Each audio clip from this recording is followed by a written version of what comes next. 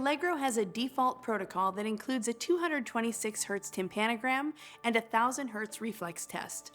It is possible to change the protocol by entering the configuration menu and following the on-screen instructions to make selections. Follow your facility's guidelines for screening procedures. It is recommended that before testing, a daily check is performed. To perform a daily check, turn the Allegro power on and use the navigation buttons to scroll to and select Daily Check.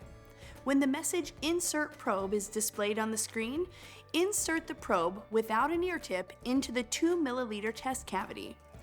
Make sure that the probe is inserted until it is flush with the cavity casing. The display should indicate the volume measured and should be at or within 0.1 milliliters of 2 milliliters. Repeat this with the other test cavities. When the checks are complete, press the left arrow to return to the main menu.